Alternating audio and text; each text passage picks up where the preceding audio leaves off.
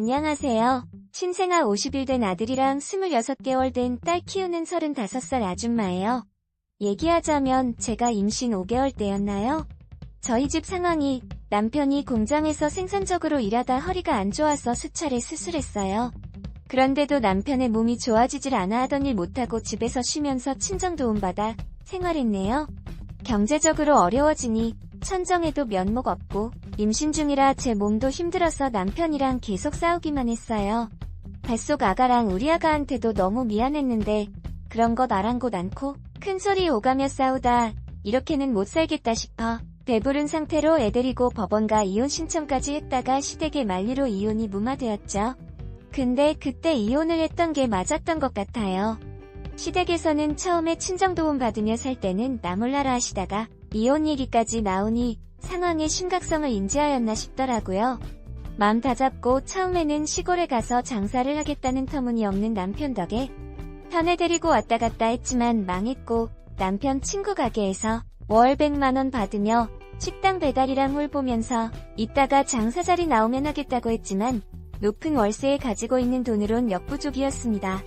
남편이 절 보내 친정 식구들에게 도움 청했지만 지금 경제적으로 도움 주는 것도 빠듯하다며 친정아버지가 결국 참다 못해 큰소리 내시며 저희 식구들에게 염치 없다 내쫓으시더라고요. 전 친정에 너무 대수롭고 미안했지만 되려 남편은 친정의 양심 품어 저의 친정이라면 진절머리를 했습니다. 사업 자금 한 번 거절당했다고 이제까지 도움 준 친정의 은혜도 모르고 말이죠. 괴범한 남편이었지만 전 아이들 봐서 울분을 삼키고 참았네요.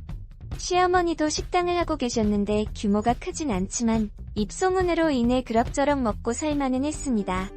남편은 원래 하려던 장사 자리가 안 되면서 어머님네 식당에 저의 메뉴 들고 가서 말 그대로 얹혀서 장사하고 있었어요. 어머님은 아침부터 저녁 9시까지 하시고 그 이후부터 새벽 2시까진 저희가 나가 같은 터에서 밥을 팔았습니다. 가게를 같이 펴고 빌붙어 있는 신세다 보니 어머니 메뉴도 같이 팔고 있네요.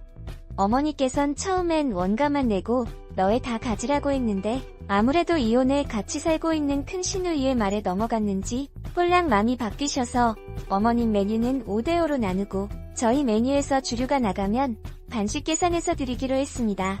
그나마 선신밥은 그냥 프라하셔서 감지덕지 않네요.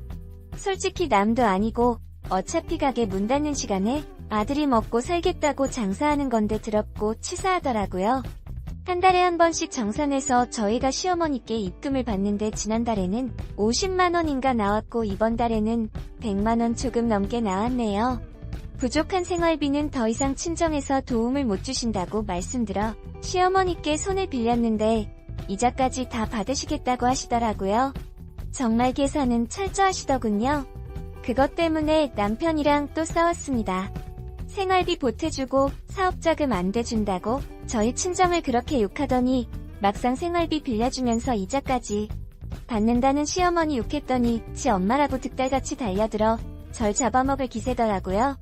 시어머니는 생활비 보태줬으니 임산부인 저더러 나와 식당 일이라도 도와 일당을 받아가라고 했어요. 지 아들은 허리 안 좋다며 쉬게 하고 말이죠. 일하는 내내 저한테 돈 많이 쓴다고 생활비 줄이라는 잔소리에 귀에 못이 박힐 지경이었습니다. 그렇게 저와 남편이 열심히 일했는데도 벌어들인 돈은 250만원 조금 넘을 뿐이었습니다.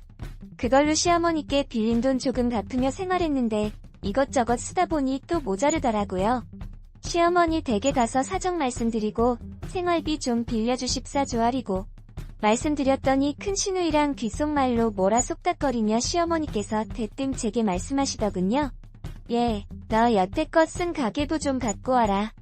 고정 지출 내역이랑 카드 내역서도 같이 갖고 오고 제가 시댁에 돈 받는 것도 아니고 빌리면서 가계부까지 왜 제출을 해야 하는지 순간 열이 뻗치더군요. 마치 숙제검사 당하는 학생이 된 느낌이었습니다. 남편도 여태 저한테 생활비로 문제 삼은 적 없었는데 시어머니가 제 살림에 관여를 한다고 생각하니 진짜 이렇게 살아야 하나 싶더라고요. 시어머니는 고정지출 얼마, 할부금 얼마, 생활비 얼마, 그래서 모자라는 돈이 얼마인지 명분이 있어야 시댁에 돈 빌릴 자격이 된다며 다그치는 얘기하더라고요. 시어머니도 시어머니지만 그 뒤에는 큰 시누이가 조종하고 있다는 생각도 들었습니다. 큰 시누이는 결혼해서 1년 만에 애 없이 이혼의 시댁에서 같이 살고 있는데 서울 좋은 프리랜서 웹디자이너라는 명목으로 마땅한 수입 없이 집에서 놀고 있습니다. 식당일 바쁘면 놀고 먹는 시누이나 데려다가 뜰 것이지 굳이 임산부인 절 데려가서 생활비를 약점 삼아 일시키는 건 너무하지 않습니까? 저희 집에서 도움받을 땐 아무 소리 안 하다가 시댁에서 도움받을 때 저의 집 생활비 내역을 왜 다 까발려야 하는 건지 모르겠다고 하자 시어머니는 그럼 돈 빌려준다며 생활비 내역에 집착하시더라고요. 남편도 제게 뭐가 숨기는 게 있냐고 의심하면서 시모랑 같이 자기도 알아야겠다고 제게 가계부를 요구하네요. 진짜 염치가 개똥만큼도 없지 않습니까? 생활력도 없는 게 처자식 굶기는 줄 모르고 어디서 큰 노인 건지? 너무 짜증이 솟아 우리 집에서 빌린 돈이나 다 갚고 내역서 같은 소리 씹으려 보라고 했습니다.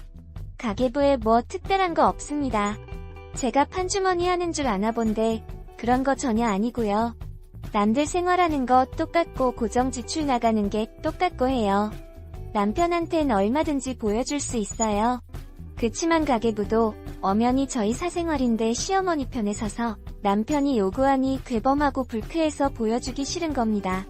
남의 편이랑 또 대판하고 이혼한 애 만회했다가 결국 스트레스랑 식당에서 일했던 게 몸에 무리가 갔던 건지 쓰러져 병원에 입원하게 되었습니다. 그때 임신 8개월 체중도 많이 빠졌고 병원에선 제게 절대 안정이 요구된다며 자칭 초산으로 이어질 수 있다고 아이 낳을 때까지 입원할 것을 건의했습니다. 시댁 식구들은 찾아와서 옛날엔 반내다가도 낳은 게 아이인데 제게 가지가지 한다며 생활비도 없는 게 병원비는 어쩔 거냐고 비아냥댑디다. 특히 시누이 옆에서 한마디씩 서보말을 거드는데 얼마나 얄밉고 짜증나던지 옆에 남편은 병신인증하며 아무 소리 안 하고 있고요. 아니, 손주와 며느리가 위태로워의 사건으로 병원에 입원한 건데 환자 앞에서 그게 할 소리입니까? 그 앞에서 밥상을 엎어버리고 난리를 쳤네요. 겉도 분이 안 풀려 큰 시누이 머리채를 잡고 흔들며 어깨를 꽉 물어버렸습니다. 시누이의 외마디 비명이 천년 묵은 황병이 피는 듯 사라지는 듯 하더라고요. 시누이는 어깨를 부여잡고 울며불며 비명을 질렀고 시모가 지 딸이 당하는 것에 눈이 뒤집혀 임산부고 뭐고 제게 반격했습니다. 그렇지만 남편이 그래도 꼴의 애아빠라고 제 앞을 가로막으며 대신 맞아주더라고요. 일타쌍피로 시누이랑 남편이랑 한 번에 처리하니 얼마나 속이 시원하던지요. 저는 그 이후로 병원에 편안하게 2달여간 있다가 아이를 출산했습니다. 출산했을 때까지 시댁 식구들 아무도 안 왔고요. 그나마 남편 놈이 친정 식구들 연락받고 지 새끼 보러 오긴 하더라고요. 집에 우리 딸은 잘 있냐고 했더니 엄마랑 고보가 잘 보살펴둬서 건강하게 있다고 했습니다. 잠깐, 시어머니랑 고모가 혹시 집에 와 계시냐 했더니 남편이 우물물거리며 아무래도 여자아기다 보니 아빠가 다 케어해줄 수가 없어 누나랑 엄마한테 도와달라고 부탁했답니다. 혹여 그 핑계로 애봐준 비용 정산금에서 제하는 거 아니냐고 왜가 의심스러워 얘기했더니 그건 절대 아니라면서 푹 쉬라고 하더라고요. 전 천정의 도움으로 조리원까지 갈 수 있었습니다. 그런데 조리원 퇴소하기 하루 전에 그동안 출산날 빼고는 콘빼기도 안 보이던 남편이 제 눈치를 보며 말을 꺼내더라고요. 미안해 여보. 사실은 아버지가 친구 보증을 서줬는데 이게 잘못돼서 지금 우리 엄마 집이랑 가게가 넘어가 버렸어. 당장 길바닥에 나앉게 생겨서 일단 우리 집에 식구들 다 와 있거든. 당신 내일 집으로 오는데 그래도 미리 알아야 할 것 같아서. 우리 엄마랑 누나가 당신 애기도 봐주고 산후조리 도와준다는데 차라리 잘 된 것 같아. 남의 편이라는 놈. 참으로 일찍도 말해주더군요. 머리를 누가 돌로 내리찍은 것 같은 충격이었습니다. 무소식이 희소식이란 말을 저는 실감했습니다. 2달간 정말 너무나 평온한 삶이었는데 남편이 잔잔한 제 마음에 바위를 집어던져 파장을 일으키네요. 지금 살고 있는 집도 애초부터 남편이 보탠 돈은 얼마 안 돼요. 제가 악착같이 번 돈과 천정의 도움으로 전세자금 마련한 건데 죽으면 죽었지. 절대전 그들이랑 상생은 할 수 없기에 밤을 단단히 다잡고 다음날 아기와 함께 집으로 돌아갔습니다. 집으로 돌아가니 누가 캔맥주와 과자를 까놓고 먹으면서 텔레비전을 보고 있더라고요. 주방 싱크대 안은 음식 찌꺼기와 설거지 거리랑 한데 뒤엉켜 잔뜩 쌓여있고 집안은 개판이 되어 있었으며 시부모님은 안방에서 코까지 골며 낮잠을 주무시고 계셨네요. 남편은 무안했는지 제가 들어오자마자 거실을 황급히 치우더라고요. 시누이는 제게 아직도 억하심정이 남았는지 제 품에 안긴 조카를 보는 등 많은 둥 하며 살도 디룩디룩 팬 걸 보니 실컷 처먹고 편하게 지내다 왔나 보네. 내 새끼 낳은 게 참 벼슬이야. 라고 시부리며 리모컨으로 다른 채널을 돌리더라고요. 전 단단히 벼르고 아기를 건넌방에다 잘 눕힌 후 방문을 꼭꼭 닫았습니다. 해녀나 울 아기가 무서운 소리를 들을까 봐서요. 전 부엌에서 굵은 소금을 한 사발 퍼와 엎드려 있는 시누이에 깔고 안은 다음 소금을 입에다 넣었습니다. 아우 짜, 이게 뭐야? 라며 신우가 거세게 반항하자 기다렸다는 듯 머리채를 또 한 번 잡아 뒤로 확 젖혔습니다. 까, 엄마 아빠, 나 좀 살려줘.